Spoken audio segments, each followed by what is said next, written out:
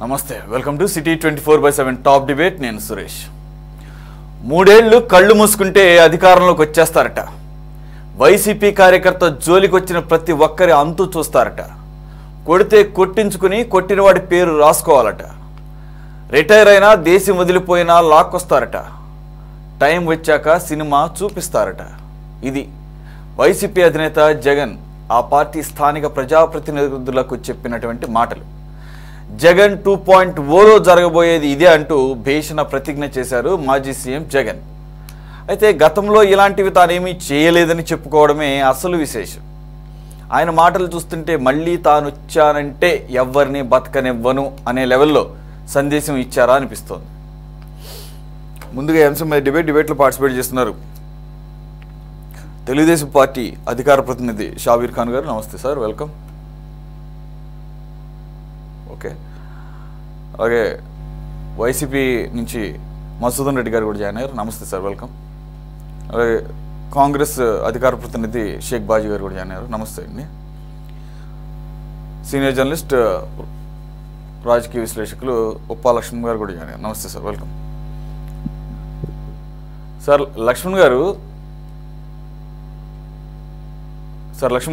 చెప్పండి sir. Okay, నిన్న జగన్మోహన్ రెడ్డి గారు ఈ స్థానిక సంస్థల యొక్క ప్రతినిధులకు సంబంధించినటువంటి మీటింగ్లో, వైసీపీకి సంబంధించిన మీటింగ్లో ఇదేం కొత్తగా వినలేదు, బట్ ఆయన రీఇటరేట్ చేశారు. ఇంకొక 3 సంవత్సరాలు మళ్ళీ కళ్ళు మూసుకుంటే చాలంటున్నారు. నాకు ఒకటి అర్థం కాదు, ఇప్పుడు మామూలుగా రాజకీయాల్లోకి వచ్చేది అయితే అధికారం, లేదంటే అధికారం లేకపోతే కళ్ళు మూసుకొని కూర్చుంటమే డ్యూటీ, ఇంకా వేరే డ్యూటీలు ఉండవు అనేది బేసిక్ క్వశ్చన్ ఇక్కడ. అంటే ప్రతిపక్షాలకి లేకపోతే విపక్షాలకి వారికి ఏమో బాధ్యత ఉండదా, వారికి ప్రజలతో ఏం సంబంధాలు ఉండవా, అయితే అధికారం లేకపోతే కళ్ళు మూసుకొని కూర్చుంటావా అనేది. రెండోది, కొడితే కొట్టించుకోవాలి. సినిమాలో డైలాగ్ గుర్తొచ్చింది, పోఖ్రీలో ప్రకాష్ రాజ్ అంటాడు మొహమ్మద్ ఖాన్ని గిల్లితే గిల్లించుకోవాలన్నట్టు. సరే, ఆ కాంటెక్స్ట్లో కాకపోయినా కానీ ఇక్కడ అన్యాయంగా కొడుతున్నారు లేకపోతే అన్యాయంగా అరెస్టులు చేస్తున్నారు అనేదే భావనే ఆయన మాటల్లో ప్రతిసారి ధ్వనిస్తోంది. అలాగే ప్రతి కార్యకర్తలు కూడా రెడీగా ఉండమంటున్నారు జైలుకి వెళ్ళటానికి, కొట్టించుకోవడం. కానీ ఇక్కడ కార్యకర్తల్ని కొట్టడం, కార్యకర్తల్ని జైల్లో పెట్టడం మీకేమైనా కనపడింది సార్? ఇప్పుడు వెళ్ళిన వాళ్ళు అరెస్టులు చేస్తున్నదంతా కూడా వారి నాయకులు వైసీపీ నాయకులు కాదంటం లేదు. అనేక సందర్భాల్లో వారు పబ్లిక్ డొమైన్లో వారు ఏమేమి మాట్లాడారో, ఏమేమి చేశారో దానికి సంబంధించింది. ఇకపోతే కొన్ని అవినీతి కేసులు, అలాగే దానికి సంబంధించినటువంటి అవతల వాళ్ళు ఇచ్చినటువంటి కంప్లైంట్స్. ఇప్పుడు ఫర్ ఎగ్జాంపుల్ పిఎస్ఆర్ ఆంజనేయులు అవ్వచ్చు, లేకపోతే ఈ అధికారులకు సంబంధించి అయితే అరెస్టులకు సంబంధించి ఇప్పుడు ముంబై నటి జత్వాని ఇచ్చిన ఫిర్యాదు ఉంది. ఆవిడ మీడియా ముందుకు వచ్చినటువంటి తనకు జరిగిన అన్యాయం గురించి చెప్పింది. ఇక్కడ అన్యాయంగా కేసు పెట్టడం ఎట్లా అవుతుంది? ఒకవేళ జగన్మోహన్ రెడ్డి గారి పరిభాషలోనే మాట్లాడుకుందాం.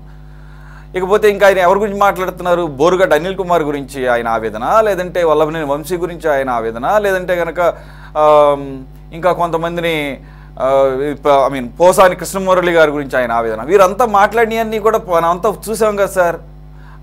అలాగే ఇలా కూడా మాట్లాడొచ్చా అని చెప్పేసి మనం ఆశ్చర్యపోయాం కదా. మరి దానికి సంబంధించి కేసుల్ని అరెస్ట్ చేస్తే ఇది అన్యాయంగా అట్లా అవుతుంది. రాసుకోమంటే ఏముంది? రాసుకునేది ఏముంది? రెండో పాయింట్, ఇక వస్తే దీనికి మించి ఉంటుంది దబ్బిడి అని చెప్పేసి. అంటే ఇప్పుడు అధికారంలోకి వచ్చేది పరిపాలన చేయడానికా, లేదంటే కనుక మీరు ఆ టైంలో చేశారు కాబట్టి ఇప్పుడు మేము వచ్చిన తర్వాత సరే అలాగని చెప్పేసి జగన్మోహన్ రెడ్డి గారి గత ప్రభుత్వ హయాంలో ఆయన ఏమి యాక్షన్స్ తీసుకోలేదు. ఇవన్నీ కూడా దానికి సంబంధించిన రియాక్షనే కదా. అన్యాయంగా ప్రవర్తించారు. ఇప్పుడు RRR గారు చూద్దాం సార్, ఆయన ఏమి మామూలు కార్యకర్త కూడా కాదుగా, అసలు తెలుగుదేశం పార్టీయే కాదు. ఆయన కట్ చేస్తే అప్పట్లో వైసీపీ ఎంపీ.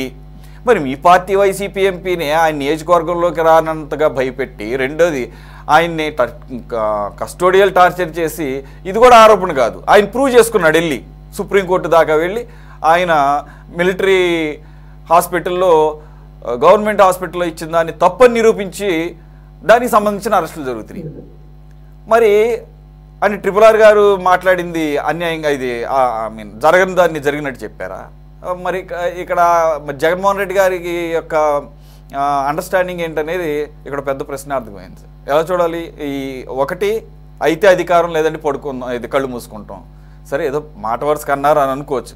కానీ ప్రస్తుతానికి గత 11 నెలలుగా ఈ కూటమి ప్రభుత్వం వచ్చిన తర్వాత ప్రజలకు ఏ రకమైన అన్యాయం చేస్తుంది, ఏ పథకాలు అందినాయి, ఏ పథకాలు అందలేదు అన్నదేమో 1% మాట్లాడుతుంటే 99% మళ్ళీ అధికారంలోకి వస్తాం, కళ్ళు మూసుకుందాం. కళ్ళు మూసుకోవడానిక మీకు 40% ఓటింగ్ ఇచ్చింది? కళ్ళు మూసుకోవడానిక 11 మందిని గెలిపించింది? మరి సోయి లేకుండా ఏంటి సార్ ఇది? అంటే బేసికల్గా నాలాంటి సామాన్యుడికి కూడా డౌట్లు వస్తున్నాయి. మరి ప్రజాస్వామ్యంలో అధికారం తప్ప ఇంకా వేరే డ్యూటీ ఉండదా అని చెప్పేసి. వాళ్ళక్కడ కమ్యూనిస్టులు పని చేయకూడదు, కాంగ్రెస్ పని చేయకూడదు. మరి వాళ్ళకి అధికారం చూపు మేరలో కనపట్టడం లేదు కదా. సిపిఐ సిపిఎం వాళ్ళు తెల్లారలేస్తే మరి ప్రజా సమస్యల మీద పోరాడుతున్నారు కదా. నిన్న ఇదే కూటమి ప్రభుత్వం మీద ఉపాధ్యాయ సంఘాలతో కలిసి రోడ్లు ఎక్కారు కదా సార్. సరే, ప్రభుత్వం ఏదైనా ప్రభుత్వ పరిపాలన సక్రమంగా లేనప్పుడు రాజకీయ పార్టీలు ప్రశ్నించాల్సింది. ప్రతిపక్ష పార్టీలు కావచ్చు, ఈవెన్ మిత్రపక్ష పార్టీలు కావచ్చు. అలా జరగకపోతే ఏమైపోతుంది? ఇంకా అంతు పంతు ఉండదు ఎవరి పరిపాలనలో ఉన్నారు. సరే, ఇప్పుడు మనం జగన్మోహన్ రెడ్డి గారి విషయం తీసుకున్నాము. ఇప్పుడు ఆయన మనస్తత్వం ఎలాంటిది అంటే ఆవేశపడతాడు, నో డౌట్. ఒక ఉదాహరణ చెప్తా. ఆయన కాలేజీలో చదువుకునేటప్పుడు హైదరాబాద్ లో, గతంలో ఈ ఛానల్లో చెప్పాను లేదు, నాకు గుర్తులేక పులివెందుల సెలవుల్లో పులివెందులకు వచ్చాడు ఇంటికి. ఆ రోజు రాజిరెడ్డి గారు లేరు, రాజశేఖర రెడ్డి గారు లేరు, వాళ్ళు మెడ్రాస్ లో ఉన్నారు, వాళ్ళ బిజినెస్ పని మీద. ఒక విలేజ్ లో, పులివెందుల నియోజకవర్గంలోని ఒక మండలంలో ఒక విలేజ్ లో పేకాట ఆడుతుంటే చెట్టు కింద కూర్చొని ప్రత్యర్థి వర్గం వారు నేరుగా పోలీస్ స్టేషన్ పోయి, ఆ ముద్దనూరు పోలీస్ స్టేషన్ అనుకుంటారు, పోయి మా ఊర్లో పేకాట ఆడుతున్నారు, మీరు వచ్చి రైడ్ చేయండి అని బలవంతం చేస్తే, అప్పుడు కొత్తగా ఎస్ఐ ఒక 3 నెలల కిందట ఛార్జ్ తీసుకొని ఉన్నాడు. వాడు కూడా అత్యుత్సాహంగా వాళ్ళతో పాటు పోయాడు ఆ విలేజ్. పోతే చెట్టు కింద కూర్చొని ఆడుతున్నాడు. వాళ్ళందరినీ తీసుకొచ్చి స్టేషన్లో పెట్టేసి తను ఎఫ్ఐఆర్ కూడా రాసేసాడు. నెక్స్ట్ డే కోర్టులో హాజరుపరచాలి. ఆ రోజు ఆదివారం. అయితే ఏం చేసి పట్టుబడిన తర్వాత ఆ పట్టుబడికి సంబంధించిన వాళ్ళందరూ పులివెందులకి వెళ్ళారు జీప్ వేసుకొని. అదే ప్రెస్టేజీ అవతల వాళ్ళు పట్టించారు, వాళ్ళని వదిలిపెట్టాలి అని చెప్పి. పోతే రాజశేఖర రెడ్డి గారు లేదు, రాజిరెడ్డి గారు లేదు, జగన్మోహన్ రెడ్డి గారు నేను వస్తా పదండి, వాళ్ళమ్మ కూడా పోయి రాపు మాట్లాడుకోవచ్చు అంటే అదే జీప్ లో కూర్చొని నేరుగా పోలీస్ స్టేషన్ పోయారు. అప్పుడు మధ్యాహ్నం 2 గంటల ఎప్పుడైంది టైము.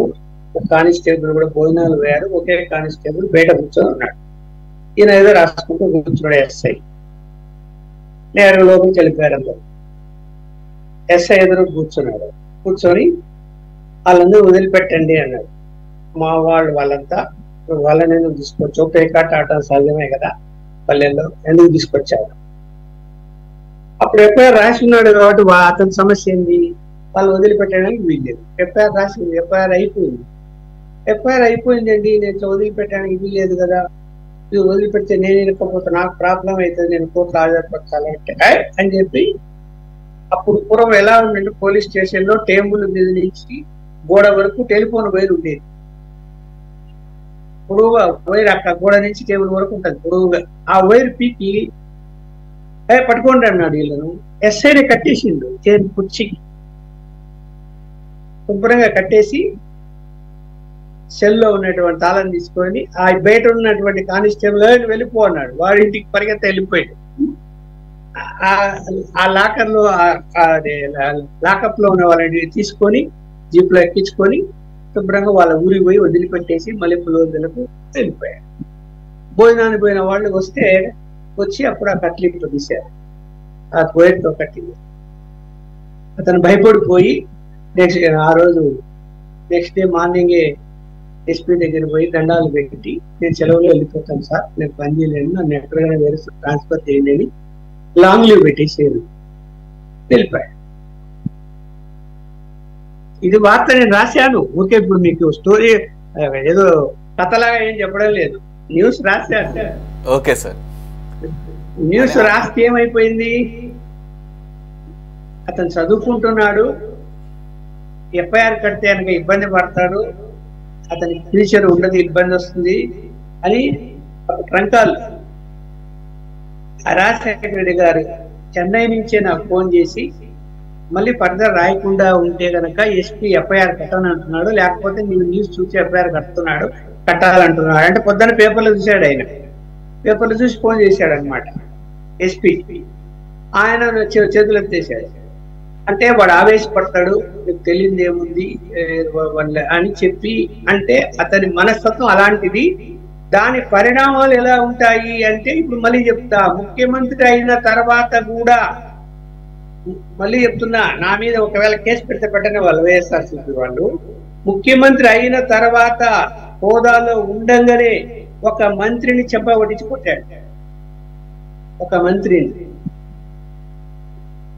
అలాంటి నేచర్ వేస్తుంది. ఒక జర్నలిస్టును కొట్టాడు అంతకుముందు, ముఖ్యమంత్రి కాకముందు. ఈ చెంప ఆ చెంప పట్టించి కొట్టాడు పిలిచి. సో ఇవన్నీ అతనికంటే, అతని ఇంట్లో కూడా కుర్చీలు ఇసిరేస్తాడు కోపం వస్తే. తను అనుకుంది జరగకపోతే అతను ఆవేశం పట్టలేడు, లేదు చేతికి దొరికితే వేసేస్తాడు.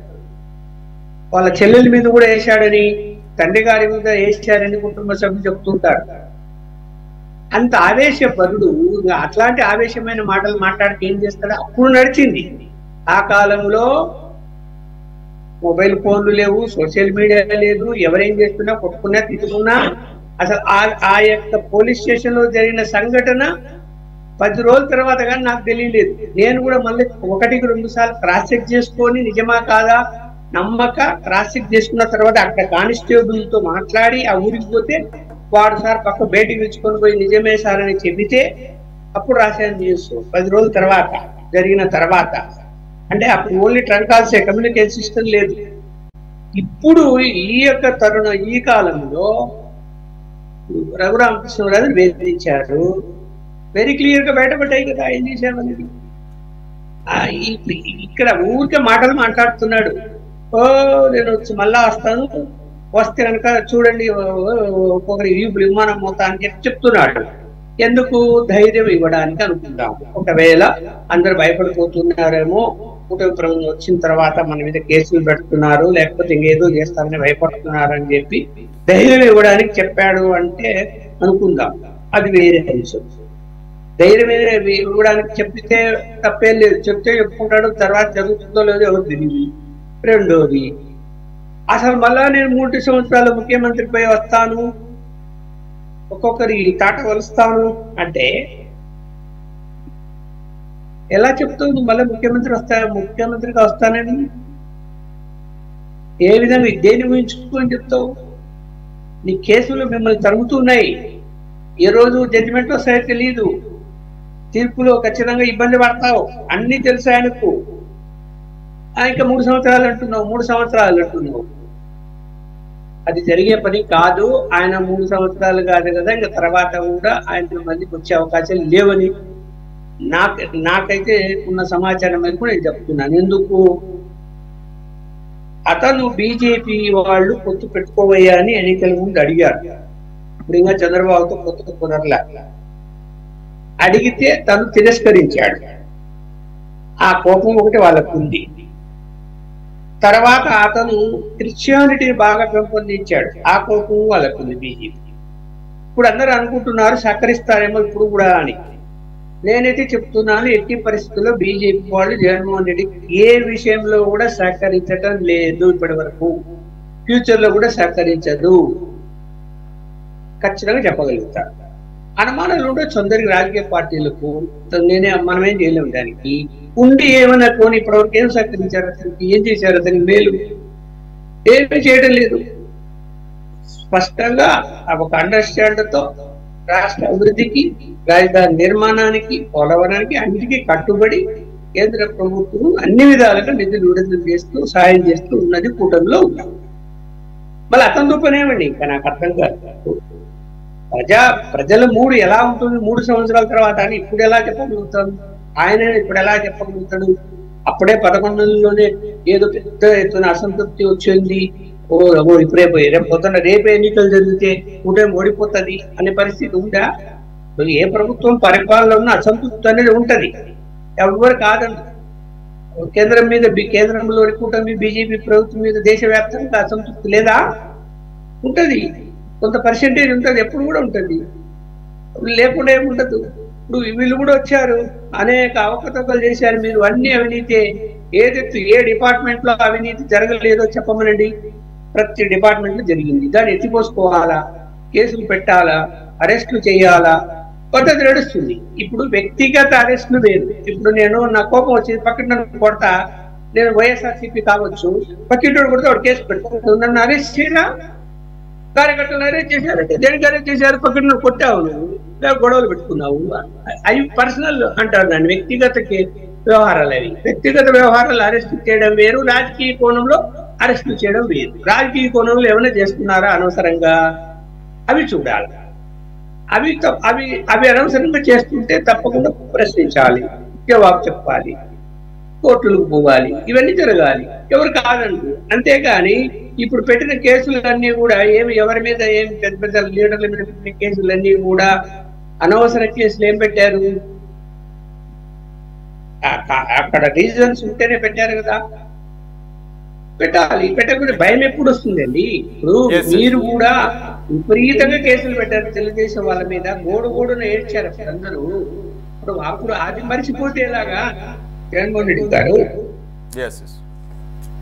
లక్ష్మణ్ ఓకే, మధుసూదన్ రెడ్డి గారు, ఇక నేను మళ్ళీ రిపీట్ చేయను లక్ష్మణ్ గారిని అడిగినట్లుగానే. ఇప్పుడు రాజకీయాల్లో ఉంటారు, ఇప్పుడు మీరు రాజకీయాల్లో ఉన్నారు, అధికారమే పరమావధిగా ఏమీ పనిచేయట్లేదు కదా. మీరు కొంత ఇంట్రెస్ట్, రెండు ప్రజలకి ఎంతో కొంత చేయాలి, కుదిరితే అవకాశం కుదిరితే పార్టీలో కూడా పెరగాలనేది కాన్సెప్ట్. కానీ పార్టీలో పదవే పరమావధిగా ప్రజలతో సంబంధం లేదు అనే కాన్సెప్ట్ ఉండదు కదా. అసలు రాజకీయాలు అంటేనే ప్రజలతో మమేకమైంది. రెండోది, నాకు కొద్దిగా విరుద్ధమైనా కానీ చెప్పాల్సి వస్తుంది. గీత సారాంశం ఏమంటుంది? గీత సారాంశం, ఫలితం గురించి ఆలోచించకు, నీ పన్ను చేసుకుంటూ వెళ్ళు. కర్మ సిద్ధాంతం అదే కదా. అంటే మన డ్యూటీ మనం చేసుకుంటూ వెళ్ళటమే. ఒక స్టూడెంట్ అయినా, ఒక ఎంప్లాయీ అయినా, లేదంటే ఒక వ్యాపారవేత్త అయినా చేసుకుంటూ వెళితే ఫలితాలు అవే తీసుకొస్తాయి. మరి అవే కదా, దాన్ని వేస్ట్ చేసుకునే కదా ఏ పొలిటికల్ పార్టీ అయినా. వాళ్ళకి 1% ఉన్నా, 2% ఉన్నా, ఒక టైంలో బీజేపీకి 2%, 2 సీట్లు కూడా లేవు 83లో. వాళ్ళ పని వాళ్ళు చేయకుండా ఈ స్థాయికి రాలేదు కదా.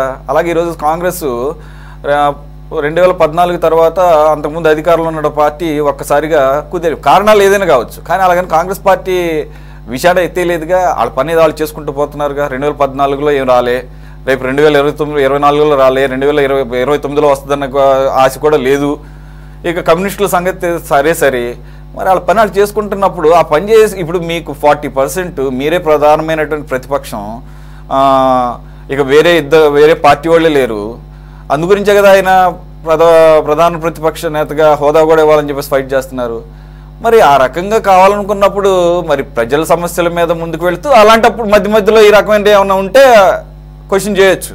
కానీ అచ్చంగా అసలు ఇదే కాన్సెప్ట్లో, ఇదే మాటలు, ఇదే భాష, లేదంటే వస్తే కనుక నేను ఇది వస్తే అంటే ఎందుకంటే అయితే బెంగళూరు, లేదంటే ఏపీలో అడుగు పెట్టగానే పరామర్శలు, లేకపోతే జైలుకి వెళ్ళటాలు, వాళ్ళని పరామర్శించాలి, లేకపోతే ఈ రకంగా అన్యాయంగా ఉన్నారు, మనం వచ్చేస్తున్నాం.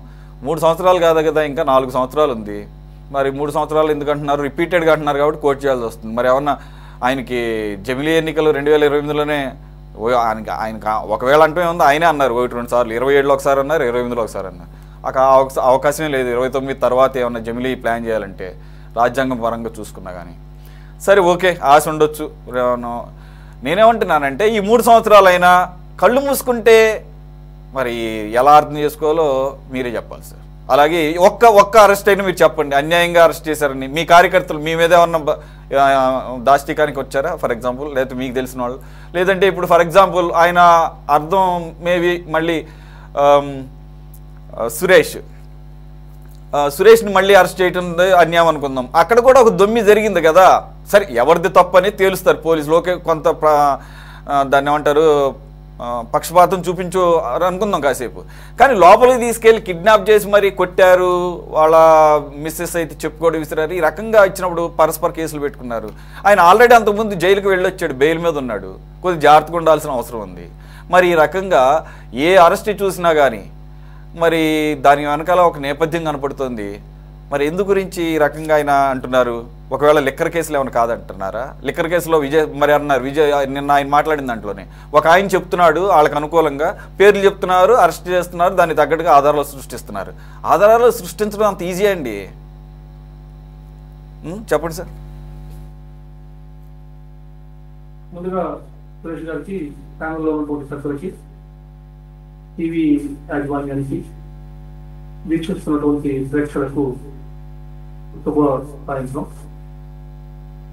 ఈరోజు మనం అన్న ఇప్పుడు చెప్పారు జగన్మోహన్ రెడ్డి గారి నైజం ఏంటి.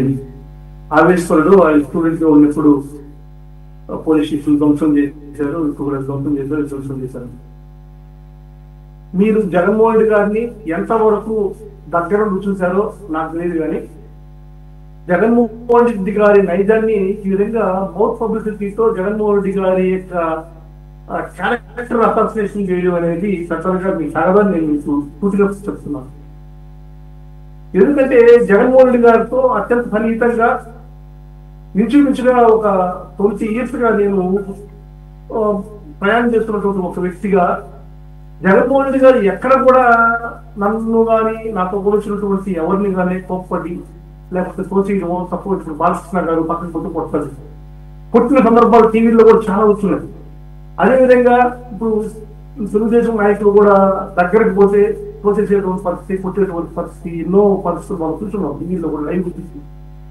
అదే జగన్మోహన్ రెడ్డి గారి విషయంలో కార్యకర్తలు పైన పడ్డా కానీ, కార్యకర్తలతో వెనక్కిపోయినప్పుడు కానీ, కార్యకర్తలతో తిరిగేటప్పుడు కానీ ఆయన ముఖంలో ఎక్కడ కూడా కోపం అనేటువంటి కవళికలో చూసినటువంటి దాఖలా నేనైతే చూడలేదు. అది అనుకుంటాడేమో తెలియదు, నేనైతే చూడలేదు. ఎందుకంటే గత 20 సంవత్సరాలుగా ఆయనతో ట్రావెల్ చేస్తున్నాను.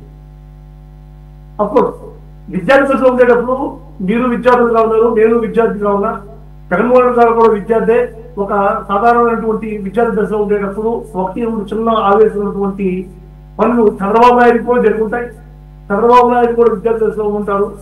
ఎవరైనా సరే, ఎంత పెద్ద వ్యక్తులైనా సరే, ఒక అమ్మ కడుపు నుంచి పుట్టినప్పుడు జరిగేటువంటి అవతపు చిన్న వయసులో ఆవేశాలు ఎన్నో జరుగుతాయి. అది ఇప్పుడు జగన్మోహన్ గారు ముఖ్యమంత్రి అయిన తర్వాత ఇప్పుడు ఆయన మాట్లాడే మాటల్ని దీనికి ఆపాదించి వక్రీకరించడం అనేది చాలా అనైతికమైనటువంటి ఆ పోలిక. ఇప్పుడు జగన్మోహన్ గారు 3 సంవత్సరాలు కళ్ళు మూసుకోండి, ఆ తర్వాత మేము వచ్చేస్తాం మీకు అందరికీ ఏం చెప్పని డైరెక్ట్ గా ఒక మాట అన్నాడని చెప్పని మీరు అందరూ వస్తున్నారు. మనం చాలా సార్లు గమనించారు, గాంధీ మహాత్ముడు స్వతంత్రోద్యమం కోసం భారతదేశంలో ఉండేటువంటి జనాలందరినీ కూడా, ప్రజలందరినీ కూడా ఏకతాటిపై నడిపించాడు అని చెప్పాను. అంటే కన్యాకుమారి నుంచి కాశ్మీర్ దాకా ఒక తాడు చేసి ఆ తాడు మీద నడవమని గాంధీ మహాత్ముడు. అది నాలుడండి. ఏకతాటిపై నడిపించాడంటే ఒకే మాట, ఒకే బాట, ఒకే ఆలోచన సరళి. మనం పోరాటమే, మన పోరాట పతిమే, మనకు ఒక అందరూ ఒకటిగా పోరాడాలనేటువంటి ఒక మాట కోసం ఏకతాటిపై నడిపించాడు. ఇప్పుడు చూడండి, మీరు దాడులే జరిపేది అంటున్నారు.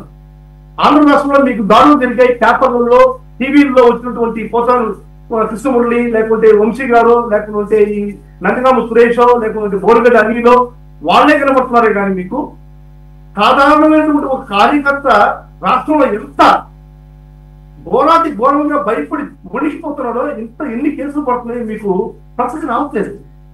ఆ ప్రశ్న వచ్చినా కూడా ఏమవుతుంది, ఆ మండల స్థాయిలో ఆ పేపర్లో, అది సాక్షి పేపర్లో వస్తుంది, మిగతా పేపర్లో లేదు. సాక్షి పేపర్ మాత్రం బోరు కూర్చుకుంటుంది. అది ఎక్కడ వేసుకుంటుంది, ఆ మాట ఆ జిల్లా పరిధిలో ఉన్నటువంటి ఒక పేరు వేసుకుంటుంది. అది ఎవరు తెలుస్తుంది, మీకు తెలియదు, అన్నది తెలియకపోవచ్చు. మీకు కనిపించేది టీవీలో వచ్చేటువంటి వ్యక్తుల యొక్క కార్యక్రమాలు మాత్రం మీకు తెలుస్తున్నాయి. కానీ లోకల్ గా గ్రామ స్థాయిలో, మండల స్థాయిలో, ఒక తాలూకా స్థాయిలో, జిల్లా స్థాయిలో జరిగేటువంటి కార్యకర్తలు జరిగేటువంటి అరెస్టులు, వాళ్ళపై జరిగేటువంటి దాడులు, అవన్నీ మీ దృష్టికి రావట్లేదని చెప్పని దీని ద్వారా నాకు బాగా అర్థమవుతుంది. ఇప్పుడు మా విదేశంలో నాది యాక్చువల్గా తిరుపతి జిల్లా తూడుపేట నియోజకవర్గంలో మాకు ఒక చిన్న పెళ్ళపూరు మండలం అనేటువంటి ఒక మండలం. నాకు తెలిసి ఈ మండలంలో కనీసం ఒక 10-15 మంది కార్యకర్తల్ని అక్రమంగా కేసులు పెట్టి అన్యాయంగా కేసులు పెట్టి ఎంత అవస్థపాలు చేశారో నేను కావాల్సింటే మీకు ఇస్తాను, మీకు డేటా ఇస్తాను కావాల్సింటే, మీకు అందరికీ గమనిస్తే కూడా నేను డేటా ఇస్తాను మీకు ఏం డేటా ఒక కార్యకర్త పైన అనుచితంగా నాటిన పైరుని పెరికేశారు. ఎందుకు? వైఎస్ఆర్ కాంగ్రెస్ పార్టీలో యాక్టివ్గా ఉన్నాడు, తిరుగుతున్నాడు. మీకు ఇంకొక కార్యకర్త ఒక ఇసుక మధ్యలో తెలుగుదేశం పార్టీకి ఉన్నటువంటి ఒక నాయకుడు ఒక క్వారీ ఇచ్చి ఆ క్వారీని అతనికి రాలేదని 7 సార్లు టెండర్లు పెట్టారు. 7 times. అంటే ఒకసారి పెట్టారు రాలా, రెండోసారి పెట్టారు రాలా, మూడోసారి పెట్టారు రాలా, 5సారి పెట్టారు రాలా, 7వసారి అతనికి వచ్చేంత వరకు టెండర్లు నిర్వహించారు. ఇదే టెండర్ నిర్వహించేటువంటి విధానం, ఇదే తెలుగుదేశం పార్టీ నైతికత. నిర్వహించి అతను పోవడానికి దారి లేదని చెప్పని ఆ క్వారీని అడ్డగిస్తా ఉంటే వైఎస్ఆర్ కాంగ్రెస్ పార్టీ కార్యకర్తని పైరుని ఇంకొక 10 రోజుల్లో నోటికొచ్చేటువంటి పైరుని ఆర్డీఓ సమక్షంలో చూడూరుపేట ఆర్డీఓ సమక్షంలో ఆ పైరుని జేసీబీతో దొక్కించినటువంటి సంఘటన వీడియో మీకు కావాల్సిన పంపిస్తారు. ఈ విధంగా ఒక మండలంలోనే 10 కేసులు ఉన్నాయి.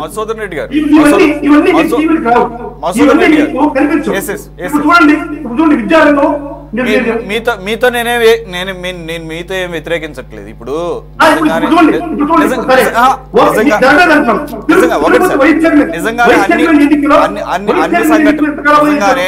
నిజంగానే క్షేత్రస్థాయిలో అన్ని సంఘటనలు, కార్యకర్తల స్థాయిలో జరిగేటటువంటి వ్యవహారాలు, గ్రామ స్థాయిలో జరిగేటువంటి వ్యవహారాలు అందరికీ తెలియదు, అలాగే మాకు కూడా తెలియనట్టుగానే భావించండి. కాబట్టి ఒకవేళ జరిగితే ఒకవేళ కాదు జరిగినాయి అంటున్నారు కాబట్టి నిజంగా జరిగి అవన్నీ ఆ రకంగా కనుక ప్రవర్తిస్తే అధికారంలో ఈరోజు టీడీపీ ఉన్నా వైసీపీ ఉన్నా మా యొక్క వాయిస్ అయితే అలాగే ఉంటుంది, తప్పేం లేదు. వాళ్ళ పేర్లు రాసుకోవాలి, గుర్తుపెట్టుకోవాలి, తప్పేం లేదు. సరే దానికి కూడా పద్ధతులు ప్రజాస్వామ్య పద్ధతిలోనే రాజ్యాంగ పరిభాషలోనే మాట్లాడుకుందాం. చట్టబద్ధంగా వారిని శిక్షించవచ్చు, చట్టబద్ధంగా వారికి శిక్షలు వేయచ్చు, చట్టబద్ధంగా వాళ్ళని జైల్లో పెట్టచ్చు.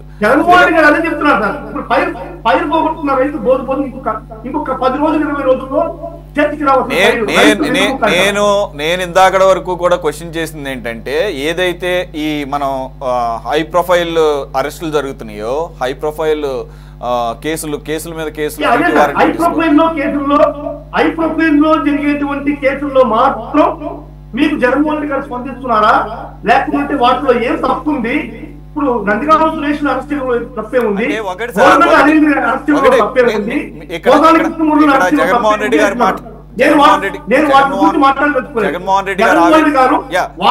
స్పందించారని నేను అనుకోవట్లేదు. అది కూడా ఉంది. జగన్మోహన్ రెడ్డి గారికి ఇప్పుడు గ్రామ స్థాయి నుంచి రాష్ట్ర స్థాయి వరకు కార్యకర్తలు పడేటువంటి ప్రతి కష్టం తెలుసుకున్నాడు ఆయన.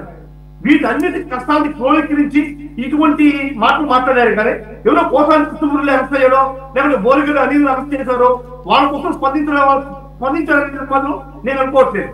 అంటే లేదు, అంటే అవి కూడా ఇంక్లూడ్ అయింది. ఆయన వాటిని కూడా ప్రస్తావించారు కాబట్టి నేను కోట్ చేశాను. ఇప్పుడు ఫర్ ఎగ్జాంపుల్ వల్లభనేని వంశీ విషయంలో ఆయన ప్రస్తావించారు ఒక కేసు. ఒక నిమిషం సార్, ఒక నిమిషం. ఇప్పుడు ఒక నిమిషం సార్. ఇప్పుడు అన్న ఇప్పుడు ఏం చెప్పారు డిబేట్ లో, ఏ కార్యక్రమాలు తప్పుగా జరిగిన కార్యక్రమాలు ఎక్కడా లేవు. ఆంధ్ర రాష్ట్రంలో తెలుగుదేశం పరిపాలన చాలా సక్రమంగా జరుగుతుంది. ఎక్కడ కానీ కార్యకర్తలను అరెస్ట్ చేసినటువంటి దాఖలు కనిపించట్లేదు అంటారు. మరి నిన్నగాక మొన్న తిరువురు ఏరియాలో 3 వార్డు మెంబర్లు ఉన్నట్టు వాళ్ళు ఎంత భయానకమైనటువంటి ఒక సిచ్యువేషన్ క్రియేట్ చేశారు. 3 మంది వార్డు మెంబర్లు ఉంటే వాళ్ళకి పదవి రావాలంటే ఎట్లా వస్తుంది? ఒక వార్డు మెంబర్ ని మహిళలు కొడకుండా ఏ విధంగా లాక్కెళ్లారు? అయితే మసూద్ రెడ్డి గారు నేనేం సమర్థించట్లేదు, కానీ మసూద్ రెడ్డి గారు మీరు చెప్పే వాటిని జరగలేదని నేనేమంటలేదు. అలాగే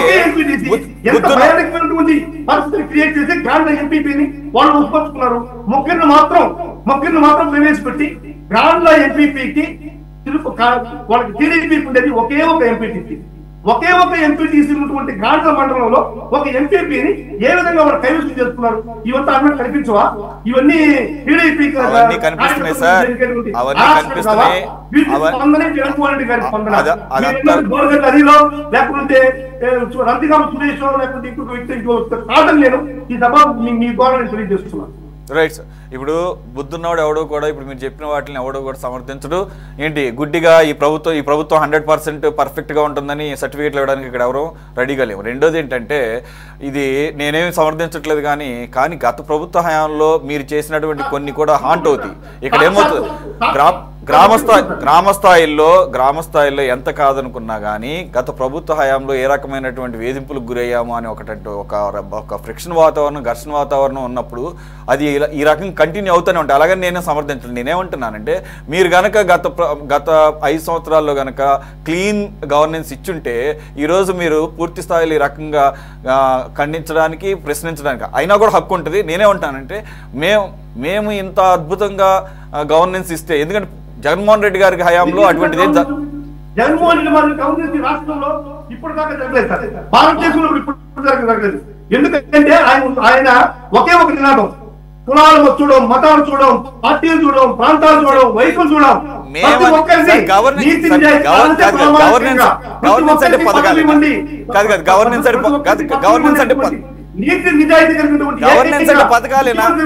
మధుసూదన్ రెడ్డి గారు మీ పాయింట్ నాకు అర్థమైంది. మధుసూదన్ రెడ్డి గారు గవర్నెన్స్ అంటే పథకాలు మాత్రమేనా, ఇంకేం ఉండవా? పథకాలు అనేది ఒక పార్ట్ ఆఫ్ ది గవర్నమెంట్, అది ఒకటేనా? ప్రతి ఒక్కరిని సమానంగా చూడమంటున్నాడు జగన్మోహన్ రెడ్డి గారు. అంటే పథకాలు ఇస్తున్నాం కదా అని చెప్పేసి మన ఇష్టారాజ్యంగా కాదు, పథకాలు ఇస్తున్నాం కదా అని చెప్పేసి ఎవరిని నోరెత్తనివ్వకుండా నోరెత్తిన వాళ్ళ మీద దాష్టికాలు చేస్తే అది సమర్థనీయమా? అవి లేవు, ఎన్ని ఎగ్జాంపుల్స్ లేవు. ఇప్పుడు అవన్నీ కోట్ చేసుకుంటూ కూర్చుంటే మనకు టైం సరిపోదు. ఓకే సార్, రైట్, మీ పాయింట్ నాకు అర్థమైంది. అక్కడ గ్రౌండ్ లెవెల్లో ఒక్క నిమిషం సార్, ఒక్క సెకండ్ నేను చెప్తాను. సాక్షాత్తు నా ఎక్స్పీరియన్స్ నేను చెప్తాను. ఇప్పుడు మా మండలంలో, మా విలేజ్ లో ఒక శాండ్, ఒక క్వారీ నడుస్తుంది, ఒక 5-6 క్వారీలు నడుస్తున్నాయి. యాక్చువల్ శాండ్ లో క్వారీలో టెండర్ కండిషన్ ఏంటంటే శాండ్ రివర్ బెడ్ లో మనుషుల చేత పోయించి తీసుకురావాలి, వచ్చి బయట పోసి బయట నుంచి ఇవ్వాల్సినటువంటి టెండర్ కండిషన్ అది. అంటే రివర్ బెడ్ లో మనుషులతో మాత్రమే లోడ్ చేయాలా అనేటువంటిది టెండర్ కండిషన్. ఆ టెండర్ కండిషన్ ఫాలో చేయకుండా వాళ్ళు హెవీ మిషనరీతో లోడ్ చేస్తున్నారు. ఈరోజు కళాశాల నియోజకవర్గంలో కానీ, సూళ్ళూరుపేట నియోజకవర్గంలో కానీ సాక్షాత్తు ఎమ్మెల్యేల కనుగొనలోనే ఆ విధమైనటువంటి మిషనరీతో లోడ్ చేస్తా ఉంటే సాక్షాత్తు నేనే అడ్డం పోతే డిఎస్పీ చెప్తాడు, రే మీ ఇంటికి వచ్చి నిన్ను చూస్తా, రే క్వారీ కట్టం వచ్చినావంటే నిన్ను బొక్కులో పెట్టి కొడతా, నీ పైన కేసులు పెడతా. ఇదే సార్, ఇదే రాజ్యాంగం. టెండర్ కండిషన్ ఫాలో చేయాల్సిన అవసరం మనకు లేదా? టెండర్ కండిషన్ ఫాలో చేయకుండా ఉంటే ఆపే అధికారం ఒక భారత పౌరుడిగా రావట్లేదా? సార్ మిగిలిన ఛానల్ సంగతి తెలియదు కానీ ఈ ఛానల్ సాక్షిగా అనేక సందర్భాల్లో టీడీపీ వాళ్ళకి సున్నితంగా, ఏది మేం కాదు, ఇక్కడ ఈ ప్యానెల్లో ఉన్న వాళ్ళు రకరకాల పార్టీ వాళ్ళు, అనలిస్టులు కూడా వారికి సూచనలు అవ్వచ్చు, వార్నింగ్లు కూడా ఇచ్చిన సందర్భాలు ఉన్నాయి. ఏంటి, ఈ ఇసుక పర్టికులర్గా శాండ్ విషయం కానీ, లిక్కర్ విషయంలో కానీ. కాబట్టి అసలు జరగడం లేదని ఎవరు క్లీన్ సర్టిఫికేట్ ఇవ్వటం లేదు సార్. కాకపోతే ఏంటంటే కాస్త దాన్ని ఏమంటారు, బాధ్యతాయుతంగా 1 year కూడా అవ్వలేదు కాబట్టి మనం ఓకే, మీరు క్యాడర్ని ఇది చేసుకోవచ్చు, కానీ అట్ ది సేమ్ టైం మీరు ప్రజల తరపున యాక్టివిటీస్ కూడా పెంచాల్సిన అవసరం ఉంది. ఇప్పుడు క్షేత్రస్థాయిలో ఎక్కడ కనపడుతున్నారండి? మీరు మీ యాక్టివిటీస్ ఏమున్నాయి అసలు? లాస్ట్ 11 months మీరు ఒకసారి వెనక్కి వెళ్ళి చూసుకోండి.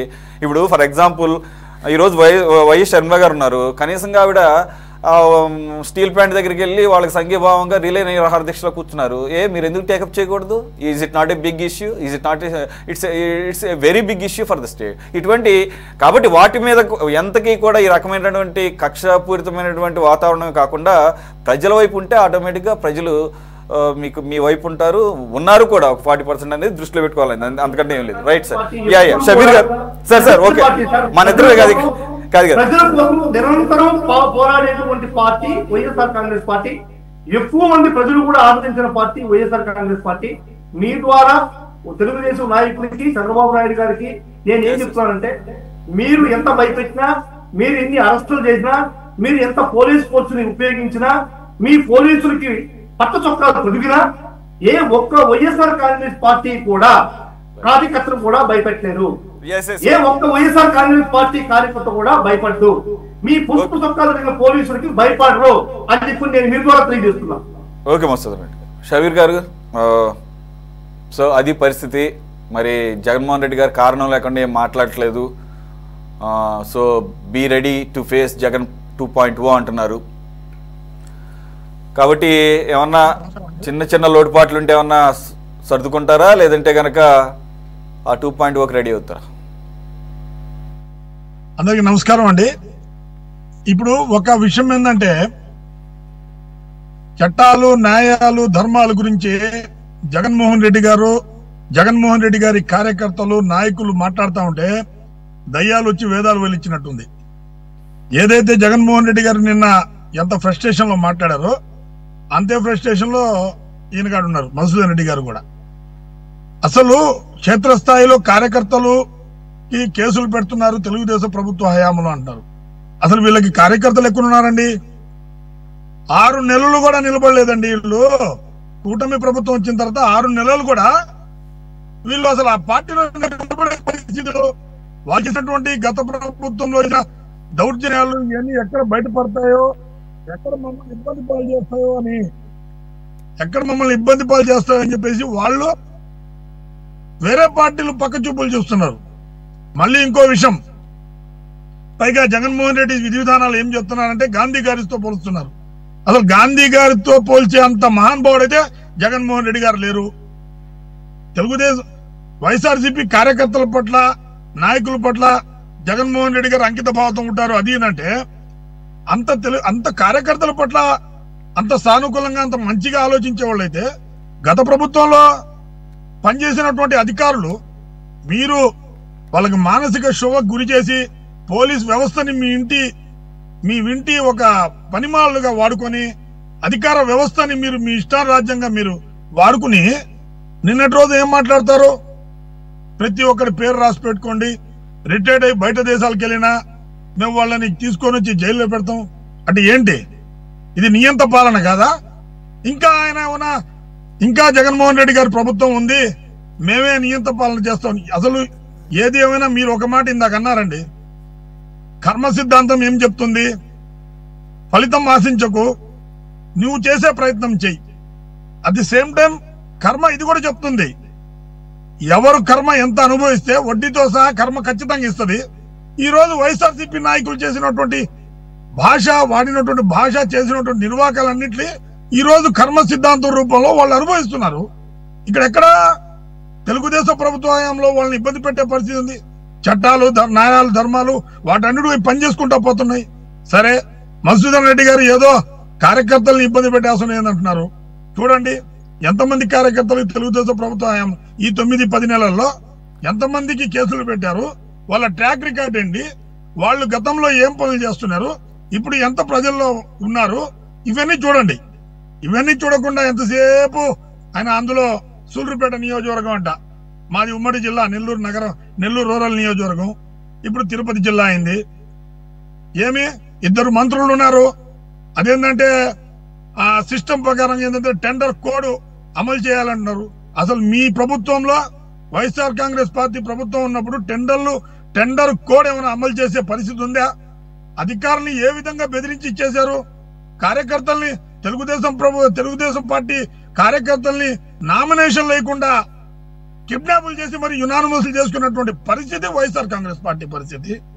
ఈ రోజు ఏదో కార్యకర్తలకు అన్యాయం జరుగుతుంది. ఎక్కడ జరుగుతుంది కార్యకర్తలు? అసలు మీరు ఎక్కడున్నారు కార్యకర్తలు? మీకు ఒకటి ఏది కూడా కష్టపడకుండా రాకూడదండి.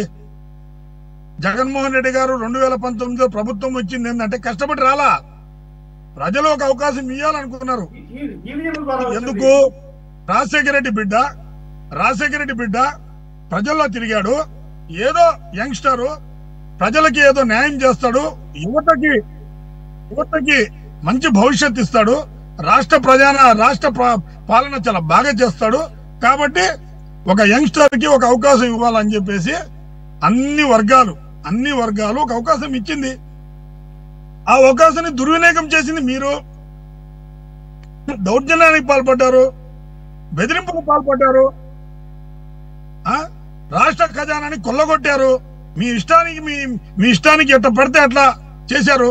ఇవన్నీ పక్కన పెట్టి నిన్నటి రోజున మీకు కళ్ళు మూసుకోండి 3 సంవత్సరాలు ఎక్కడ ప్రధాన ప్రతిపక్ష హోదా కూడా ఇవ్వాలా మీకు ప్రజలన్నీ గమనిస్తూ ఉన్నారు. ప్రధాన ప్రతిపక్ష కూడా ఇవ్వకుండా మీరు మీ నియోజకవర్గాలు ఇచ్చినటువంటి 11 సీట్లు 154 సీట్లు గెలిపించినటువంటి ప్రజలు మిమ్మల్ని 11 సీట్లు పరిమితం చేశారంటే ప్రజల పట్ల మీకున్నటువంటి అంకిత భావం, ప్రజలు మీ పట్ల ఆలోచించినటువంటి విధానం అన్ని చూస్తున్నారు ప్రజలు. కాబట్టి అంత పెద్ద మ్యాండేట్ ఇచ్చి కూటమి ప్రభుత్వాన్ని గెలిపించారు. ఖచ్చితంగా ఇప్పటికి కూడా మీరు కొన్ని ప్రాంతాల్లో చూడండి, ఇప్పటికి కూడా వైఎస్ఆర్ కాంగ్రెస్ పార్టీకి చెందినటువంటి కొంతమంది రెండో స్థానంలో ఉన్నటువంటి నాయకులు, కొంతమంది మాజీ ఎమ్మెల్యేలు, మాజీ మంత్రులు ఇప్పటికీ దౌర్జన్యాలు పాల్పడుతున్నారు, బెదిరింపు చేస్తున్నారు. తెలుగుదేశం ప్రభుత్వంలో ఈ రోజు స్పష్టంగా చంద్రబాబు నాయుడు గారు చెప్తున్నారు, ప్రజల్లో ఉండండి, అన్యాయాలకు పోకూడదు, దౌర్జన్యాలు పాల్పడొద్దు, ప్రజలతో బాగుండండి, ఇస్తున్నటువంటి పథకాలని ఇస్తున్నటువంటి చేస్తున్నటువంటి అభివృద్ధిని ప్రజల్లో తీసుకోండి. ఇవి చెప్పారు కానీ ఎక్కడ కూడా గత ప్రభుత్వంలో చేసినట్టు మీ ఇష్టానికి కబ్జాలు చేసుకోండి, మీ ఇష్టానికి స్థలాలు దోచుకోండి, మీ ఇష్టానికి మైనింగ్లు దోచుకోండి, మీ ఇష్టానికి అధికారులను బెదిరించండి, మీ ఇష్టానికి అధికార వ్యవస్థని వాడుకోండి అని చెప్పి ఎక్కడికో చంద్రబాబు నాయుడు గారు చెప్పలేదే. ఏ ఒక్క తెలుగుదేశం పార్టీ నాయకుడిని చూపించండి కావాలంటే ఆయన చెప్పారు. ఎవరు ఏ ప్రభుత్వంలో ఉన్నా కానీ ప్రభుత్వ అధినేత కూడా అలా చెప్పడు, ఏ పార్టీ అధినేత కూడా అలా ఓపెన్ గా చెప్పరు. జగన్మోహన్ రెడ్డి గారు ఫ్రీ హ్యాండ్ ఇచ్చారండి. జగన్మోహన్ రెడ్డి గారు అక్కడ కూడా ఏమీ లేదండి. మీరు మరి అక్కడ కూడా ఏమీ లేదు, అక్కడ ఇవ్వలేదని అక్కడ కూడా అది కూడా ఉంది, అవకాశం లేదు, అక్కడ అవకాశం లేదు. ఏ జరిగిన సెంట్రలైజ్డ్ గా జరిగింది అనేది కూడా ఉంది, ఆ రకమైనటువంటి వ్యతిరేకత కూడా ఉందిలే. కానీ మీరు నెల్లూరు జిల్లా ఎత్తుకోండి సార్. ఈ రోజు మాజీ మంత్రి, వ్యవసాయ శాఖ మాజీ మంత్రి, ఈ రోజు ఆయన పోలీసులు వెతుకులాడుతున్నారు అతని కోసం. అతను చేసిన మైనింగ్ ఏదో ఆయన ఇల్లీగల్ మైనింగ్ ఏ పోలీసులు ఆయన ఏంటంటే ఏ పెద్ద మాటలు మాట్లాడాడు. ఈ రోజు అడ్రస్ లేకుండా పోయాడు. అంత ధైర్యం ఉంటే, అంత పర్ఫెక్ట్ మనిషి అయితే ఉండాలి కదా. పోలీసులు శ్రీలంకలు తిరుగుతారు, హైదరాబాద్ తిరుగుతారు, ఎన్ని దేశాలు తిరగటం లేదు వాళ్ళు. ఖచ్చితంగా సార్ ఒకటి ఫ్రీ హ్యాండ్ కాదు మీరు చెప్పే కాకాని గోవర్ధన్ రెడ్డి కాదు, దేశాలు పోయి దాటే వరకు మీరేం చేస్తున్నారు, కళ్ళు మూసుకుని కూర్చున్నారా ప్రతిసారి? ఎందుకంటే ఒక మాజీ మంత్రి అండి, ఏంటంటే ఇళ్ళలాగా అయితే ఏంటి ఇప్పుడు మీరు ప్రతిపక్షంలో ఉన్నప్పుడే బోల్డని ఆధారాలతో రెడీగా ఉన్నప్పుడు ఏంటి మరి కోర్టులు కూడా బెయిల్ నిరాకరించినప్పుడు పోలీసులు కళ్ళు మూసుకుని కూర్చున్నారు, లేకపోతే కావాలని ఏమైనా కుమ్మక్కయ్యారా? లేదు. మీరు ఒకటి గమనించండి, వైఎస్ఆర్సీపీకి మాకున్న తేడా ఏంటంటే తప్పు ఎవరు హయాంలో జరిగింది, గత ప్రభుత్వంలో మంత్రి చేశాడు, పోలీస్ వ్యవస్థ దాన్ని తీసుకోవాలి. పోలీస్ వ్యవస్థకి ఫ్రీ హ్యాండ్ ఇచ్చారు. అదే జగన్మోహన్ రెడ్డి గారి లాగా పోలీసులు వెంటాడి పోయి పట్టుకరని చెప్పే పరిస్థితి తెలుగుదేశం ప్రభుత్వం ఉన్నది. కేసు ఖచ్చితంగా కట్టారు. ఆ న్యాయం చట్టం తన పని తను చేసుకోవాలనే ఉద్దేశంతో చేశామే కానీ జగన్మోహన్ రెడ్డి గారి లాగా ఆ నాయకుల్లాగా వీడిని పట్టుకుని వీడు వెంటాడని పరిస్థితి కూటమి ప్రభుత్వంలో లేదండి. సో అయితే కాకాని గోవర్ధన్ రెడ్డి లాంటి వాళ్ళు ఆ మైనింగ్ అవ్వచ్చు, శాండ్ అవ్వచ్చు, ఏదైనా కానీ జగన్మోహన్ రెడ్డి గారి సూచనల మేరకే లేకపోతే ఆయనకి ఇన్ఫర్మేషన్ ఇచ్చే మొత్తం కూడా ఆయన కనుసన్నల్లో జరిగిందంటారు.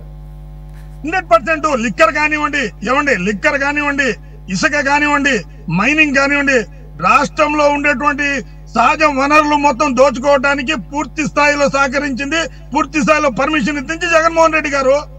దాంట్లో ఏం మాత్రం ఒకటండి మంత్రి వస్తాను, మనకి ఇంకా ప్యానెల్ లో మెంబర్స్ ఉన్నారు. ఓకే అయితే ఒకటే నేను ఒకటి చెప్పదలుచుకున్నాను, ప్లీజ్ ఒక్క అవకాశం అండి. నేనేమంటానంటే ఈ రోజు కూడా ఇలా కష్టపడకుండా ప్రభుత్వాన్ని ఈజీ మనీకి అలవాటు పడిపోయి, జనరల్ గా ఈజీ మనీకి అలవాటు పడిపోయిందంటే ఏదో పని చేసేస్తే ఈజీ మనీ వచ్చేస్తాను. ప్రజలు అట్లా కాదండి, ప్రజల్లో ఉండాలి, ప్రజలతో వచ్చేయాలి. ఎందుకంటే చిన్న విషయం ఉదాహరణ చెప్తా. నెల్లూరు జిల్లాలో ఈ ప్రభుత్వం వచ్చిన తర్వాత నెల్లూరు జిల్లాలో ఇంచుమించు ఒక 10-12 మర్డర్లు జరిగినాయి. ఇవన్నీ గతంలో లేవండి, గతంలో ఇవన్నీ లేవు. ఎందుకంటే మా ప్రభుత్వంలో మీరు ఎందుకు కట్టడి చేయలేదంటే గత ప్రభుత్వంలో గంజాయి విచ్చలవిడిగా వదలటం వల్ల యువత తప్పుదావ పట్టి వాళ్ళ ఇష్టానికి మర్డర్లు జరిగినాయి. కాబట్టి అందుకోసం ప్రభుత్వం చర్య తీసుకొని సిఐల్ని డిఎస్పీని మార్చిన పరిస్థితి ఈ ప్రభుత్వంలో జరిగింది. ఫ్రీ హ్యాండ్ అసలు గంజాయి ఏర్లై పారిందండి, మద్యం కాదు, గంజాయి ఏర్లై పారింది గత ప్రభుత్వంలో. ఇంక దాన్ని బట్టి వాళ్ళు చేసినటువంటి ప్రభుత్వ పాలన ఏంటి? కాబట్టి స్పష్టంగా నేను చెప్తున్నా, జగన్మోహన్ రెడ్డి గారి వ్యవహార శైలి చాలా మూర్ఖత్వ వ్యవహార శైలి. ఆయన దౌర్జన్యం చేసే గెలవాలి, దౌర్జన్యం చేసే ఉండాలి, దౌర్జన్యంతోనే మాకు రావాలి. రెండోసారి వచ్చినా కూడా అధికారులు బెదిరించేది ఏందండి? అధికారులు రిటైర్డ్ అయ్యేవాళ్ళని మీరు దేశాలు పోయినా నేను మిమ్మల్ని తీసుకొని జైలు పెడతా అంటే అసలు ఏంటి? మీరేమనుకుంటున్నారు? మీరు రాజుల కాలంలో ఏమైనా ఉన్నారా? ప్రజాస్వామ్యం అండి ఇది. ఒక పార్టీ ప్రజల పట్ల అంకితభావంతో ఉండాలి, అధికార వ్యవస్థతో అది అంకితభావంతో ఉండాలి.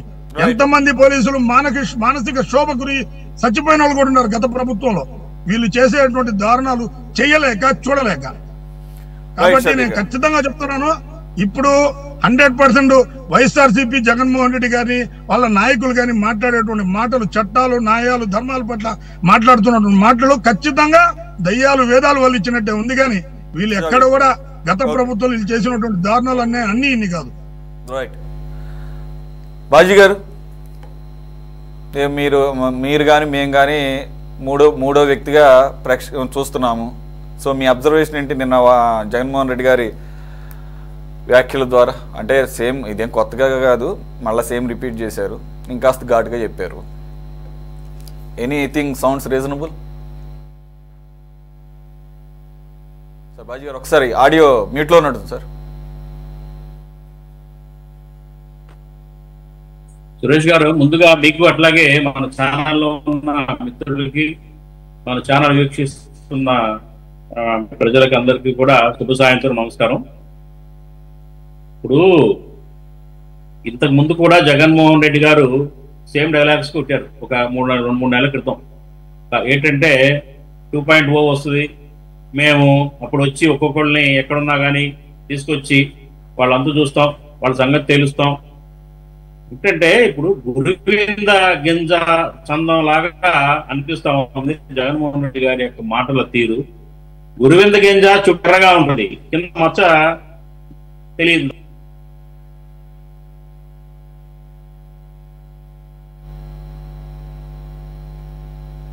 సో బాజీ గారు కొద్దిగా సిగ్నల్ ప్రాబ్లం ఉన్నట్టుంది, ఫ్రీజ్ అవుతుంది.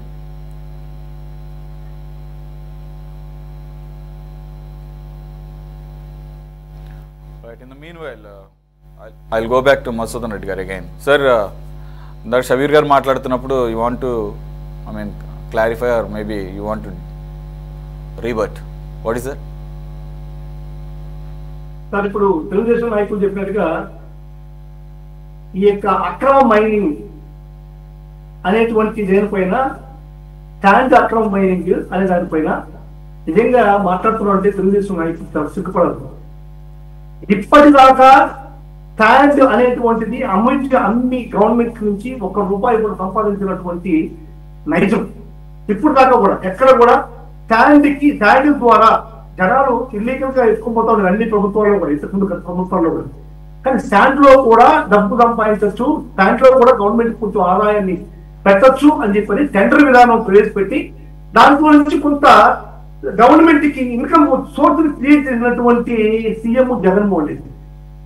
ఈ రోజు స్టాండ్ లో నుంచి ₹1 కూడా ప్రభుత్వానికి ఆదాయం లేదు. ఇంతకు ముందు వచ్చినటువంటి వేల కోట్ల ప్రభుత్వ ఆదాయం, స్టాండ్ ద్వారా వచ్చిన ఆదాయం అది మంచిదంటారా? అసలు ఆదాయమే లేకుండా మొత్తం అమాంతంగా తెలుగుదేశం నాయకులు మింగేస్తున్నటువంటి ఈ విధానం బాగుందంటారా? ఇప్పుడు ఎక్కడ స్టాండ్ లో అక్రమం జరిగింది? తెలుగుదేశం ప్రభుత్వంలో అక్రమం జరిగిందా? అదేవిధంగా ఇప్పుడు పోయిన వైఎస్ఆర్ ప్రభుత్వంలో అక్రమం జరిగిందా అనేది మీకు బాగా అర్థమవుతుంది. ఇదే విధంగానే లెక్కర్ కూడా మాఫియా అంటున్నారు సార్. లెక్కర్ మాఫియా అంటే ఇప్పుడు గత ప్రభుత్వంలో చంద్రబాబు నాయుడు గారి ప్రభుత్వంలో వచ్చినటువంటి అమౌంట్ కి, ఆ తర్వాత వైఎస్ఆర్సీపీ హయాంలో వచ్చినటువంటి అమౌంట్ కి ఎక్కడ పొరికేది. ఇది 100లో ఉంటే అది వేలలో ఉంది. ఇది 700 కోట్లు 7,000 కోట్లు ఉంటే అది 1000 కోట్లు 10,000 కోట్లు పైన ఆదాయం ఉండేటువంటి పరిస్థితి. అమ్మిన లెక్కర్ క్వాంటిటీ కూడా తక్కువ. దాని రేట్స్ ని పెంచి ప్రభుత్వానికి ఏ విధంగా ఆదాయాన్ని తీసుకొచ్చారు. ఏదైనా ఒక వ్యవస్థ నాశనం అయిపోయిందంటే ఆ వ్యవస్థలో మనం డబ్బు సంపాదిస్తున్నామంటే ఆ వ్యవస్థకి మనం అన్యాయం చేయాలి, ఆ వ్యవస్థకి లాస్ అవ్వాలి. వ్యవస్థకి లాస్ రాకుండా ఏ విధంగా దాంట్లో మనం ఆ డబ్బుని తీసుకోగలం అనేది తెలుగుదేశం నాయకులు చెప్పాలి. ఇప్పుడు అదే విధంగానే ఈ ఎలక్ట్రిసిటీ బిల్లు కూడా ₹2.45 జగన్మోహన్ రెడ్డి గారు 15 సంవత్సరాలకి వేస్తే ఈ రోజు ₹4.60 చంద్రబాబు నాయుడు గారు 10 సంవత్సరాలకి అగ్రిమెంట్ చేశారు. ఓకే, మధుసూదన్ రెడ్డి గారు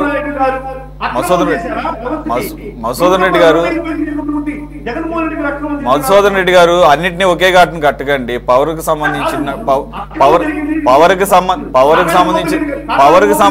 మీరు గనక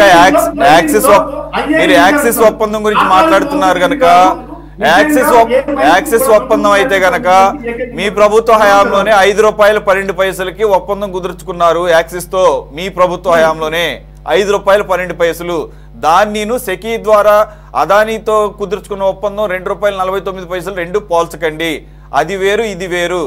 అది సౌర విద్యుత్తు, ఇది వచ్చేసరికి అనేక రకాలైనటువంటి పవన్ విద్యుత్ ఉంది దాంట్లో, అలాగే వేరే రకాల సోర్సెస్ నుంచి తీసుకునే విద్యుత్ అన్నీ ఒకే రేటుకి రావు. రెండో పాయింట్, ఆ యాక్సిస్కి సంబంధించిన ఎలక్ట్రిసిటీ పవర్ పర్చేజ్ అగ్రిమెంట్ గురించి మీరు మాట్లాడుతున్నారు కాబట్టి అది మీ ప్రభుత్వ హయాంలోనే ₹5.12 కుదుర్చుకున్న ఒప్పందం ఇప్పుడు ₹4.62 అంటున్నారు టీడీపీ ప్రభుత్వం. కాబట్టి అక్కడ అన్నీ కూడా డాక్యుమెంటెడ్గా ఉన్నాయి. మనం టాపిక్ డైవర్ట్ అవుతుంది సార్, ప్లీజ్.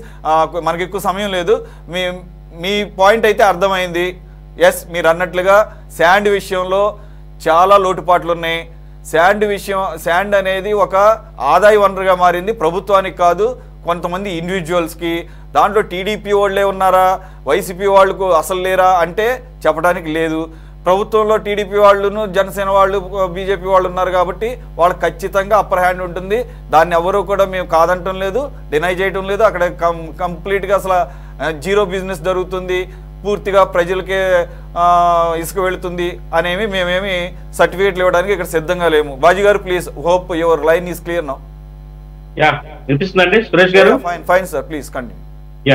ఇప్పుడు అందరికీ నమస్కారం, శుభ సాయంత్రం. ఏంటంటే జగన్మోహన్ రెడ్డి గారి వైఖరి ఎలా ఉందంటే, గురువింద గింజ అని మనం చూస్తాం. గురువింద గింజ ఎర్రగా ఉంటుంది, కింద మచ్చ ఉంటుంది. ఆ మచ్చ తనకు మొత్తం ఎర్రగా ఉన్నాను నేను అనే భ్రమంలో జగన్మోహన్ రెడ్డి గారు ఉండి మాట్లాడితే ఎర్ర బుక్కు, ఆ బుక్, ఈ బుక్ అని మాట్లాడుతూ ఉన్నారు. ఆయన గతంలో కూడా ఇదే సేమ్ వైఖరి, సేమ్ డైలాగ్స్ వాడారు. మేము ఎక్కడున్నా కానీ పట్టుకొస్తాము, రిటైర్ అయిపోయినా కానీ, వేరే దేశాలు వెళ్ళినా కానీ లాక్కొస్తాము. ఇట్లా ఇప్పుడు ఎవరిని ఉద్దేశించి అని చెప్తున్నారు ఆయన? పోలీసు అధికారులను ఉద్దేశించి అనేది క్లారిటీ ఉంది. పోలీసులను ఉద్దేశించే ఇవాళ పోలీసు అధికారులే వైసీపీ లీడర్స్ని కానివ్వండి, కార్యకర్తలు కానీ కేసులు పెడుతున్నారు అనేది ఆయన ఉద్దేశం. మరి ఈయన చేసిందేంటి? నువ్వు నేర్పిన విద్యగా నీరజాక్ష అని మీరు గతంలో మీరు చేసిన పనులేంటి? మీరు కూడా ఎన్నో అరెస్టులు. కోడెల శివప్రసాదరావు గారు పాపం ఆయన ఏ రకంగా వేధించారు ఫర్నిచరు అంశంలో. అట్లాగే మరి అచ్చెన్నాయుడు కానీ మరి తెలుగుదేశం నాయకులు అనేక మందిని పట్టాభి ఇంటి మీద దాడి కానివ్వండి. అసలు అధికారంలోకి వచ్చి రాగానే ఆ ప్రజావేదికను కూల్చేయటం, విధ్వంసంతో స్టార్ట్ చేశారు. ఒక దుర్మార్గకరమైన వాతావరణాన్ని క్రియేట్ చేశారు. ఆ మైండ్ సెట్నే ప్రజలు చేతికరించారు. ప్రజల మైండ్లో దృష్టిలో ఇలాగే ఉంది. ఈవేళ ఆయన మాట్లాడుతూ ఉన్నారు.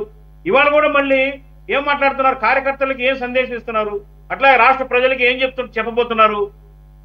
అంటే మేము మళ్ళీ వస్తే మళ్ళీ మేము ఊరుకో, మళ్ళీ ప్రతీకారం తీర్చుకుంటాం వీళ్ళ మీద అనే సందేశం ఉందని, ఆ సందేశంతో ప్రజల్ని ఏ రకంగా మెప్పించగలుగుతారు? ఏ రకంగా 2.0లోకి వస్తారు? మీరు 2.0లోకి వస్తారా, 0.0లో ఉంటారా? ఎవరు చూశారు? అది మీరు చేయాల్సింది అది కాదు. ఇవాళ ప్రజా సమస్యలు అనేకం ఉన్నాయి. అనేకమైన అంశాల మీద మీరు స్పందించాలా. ఇవాళ అనేకమైన స్కీముల్ని మరి ప్రస్తుతం ప్రభుత్వం నిర్లక్ష్యం చేస్తూ ఉంది. అనేక హామీలు ఇచ్చింది ఎన్నికల టైంలో. మీరు ప్రవేశపెట్టిన వాలంటీర్లు లక్షలాది మంది రోడ్డు మీద పడ్డారు. వాళ్ళ గురించి ఏనాడన్నా ప్రశ్నించారా జగన్మోహన్ రెడ్డి గారు? అట్లాగే అడుగడుగున యువగళంలో మన లోకేష్ గారు వాగ్దానాలు చేశారు. బీజేపీ పార్టీ చేశారు వాగ్దానం, జనసేన చేసింది. వీళ్ళ మీద ఎందుకు ప్రశ్నించరు? ప్రజా సమస్యలు అనేకం ఉన్నాయి. రైతాంగానికి చాలా అల్లాడుతున్నారు. ఇప్పుడు రబీ క్రాప్ లో రైతాంగానికి గిట్టుబాటు ధర రావటం లేదు. ఎందుకు మాట్లాడరు? ప్రతిపక్ష నాయకుడు, ప్రతిపక్ష హోదా కావాలండి మనిషి. మరి ప్రతిపక్షంగా వ్యవహరించాలి కదా. ఎంతసేపటికి అధికారం పోయింది అనే ఆ దుగ్ధ తప్ప, రాజకీయం అంటే కేవలం అధికారమే కాదు కదా. రాజకీయం అంటే ప్రజా సమస్యల్లోకి వెళ్ళాలా, ప్రజల్లోకి వెళ్ళాలా. ప్రజలు ఏ ఇబ్బందులు పడుతున్నారు, ప్రజలు ఏ రకంగా బాధపడుతున్నారు, మీరు అమలు చేసిన పథకాలు ఎందుకు నిర్వీర్యం అవుతున్నాయి ఇవాళ? అది అడిగారు ఎడాడన్నా? మీరు కాపు నేస్తం అమలు చేశారు. ఇవాళ కాపు నేస్తం ఉందా? ఎందుకు వాలంటీర్ల గురించి మాట్లాడరు? ఎందుకు రైతుల గురించి మాట్లాడరు? ఇవన్నీ అట్లాగే రాష్ట్రంలో అధ్వానంగా ఉన్నాయి. సాగునీటి కాలువల పరిస్థితి, అనేకమైన సమస్యలు ఉన్నాయి. వాటిని వదిలేసి అధికారం పోయింది, మళ్ళీ నేనే వస్తాను, మళ్ళీ ఈ గవర్నమెంట్ తొందరలో 6 నెలల్లో కూలిపోద్ది, జమిలీ ఎన్నికలు వస్తాయి అని ఎంతసేపు ఎన్నికల గోల, అధికారం గోల తప్ప ప్రజల్ని మెప్పించండి, ప్రజల సమస్యలను మాట్లాడండి, ప్రజల్ని మెప్పించి అప్పుడు వస్తారు. కానీ ఇవాళ మీరు మాట్లాడే ప్రతి మాట కూడా వ్యతిరేకంగా తీసుకుంటున్నారు ప్రజలు. మీరు ప్రతీకార వాంఛతోటే మాట్లాడుతున్నారు అనేది అర్థమవుతా ఉంది క్లియర్ గా. ఇవాళ జరుగుతున్న అరెస్టులు కానివ్వండి, ఇవన్నీ నిరాధారంగా ఏం జరగటంలా, వాటికి ఆధారాలు ఉన్నాయి. ఒకవేళ పోలీసులు కక్షగట్టి, ప్రస్తుత ప్రభుత్వం కక్షగట్టి మీ కార్యకర్తలను అరెస్ట్ చేస్తున్నారు అనుకుంటే కోర్టులో జ్యుడిషియరీ వ్యవస్థ చూస్తూ ఊరుకోదు. కాబట్టి జగన్మోహన్ రెడ్డి గారి వైఖరి ఇంకా మారలేదు. ఆయన మైండ్ సెట్ మారినంత కాలం ఆయన 2.0 కాదు కదా, 0.0లోనే ఉండాల్సిన పరిస్థితి ఏర్పడుతుంది. కాబట్టి ఈ చర్చ ఇదంతా కూడా రాష్ట్ర ప్రజలు అసహించుకుంటా ఉన్నారు. ఇవాళ మా కార్యకర్తల్ని అరెస్ట్ చేశారు, మమ్మల్ని మేము ఊరుకోము, ఎక్కడున్నా కానీ పట్టుకొని విడిచుకొస్తాం. ఈ మాటలు ప్రజలు యాక్సెప్ట్ చేయరు. ప్రజలు కోరుకుంటుంది వేరు. ఇవాళ రాష్ట్రంలో నా ప్రతిపక్ష హోదా కాదు, ప్రతిపక్షంగా వ్యవహరించండి ముందు. ఇది సురేష్ గారు నా అబ్జర్వేషను. జగన్మోహన్ రెడ్డి గారి వైఖరి మారలేదు, మారబోదు. అధికార దాహం, ఆయన యొక్క మరి వికృతమైన మనస్తత్వం అలాగే ఉన్నంత కాలం రాష్ట్ర ప్రజలు ఆయన మళ్ళీ యాక్సెప్ట్ చేసే పరిస్థితి మాత్రం లేదు సురేష్ గారు.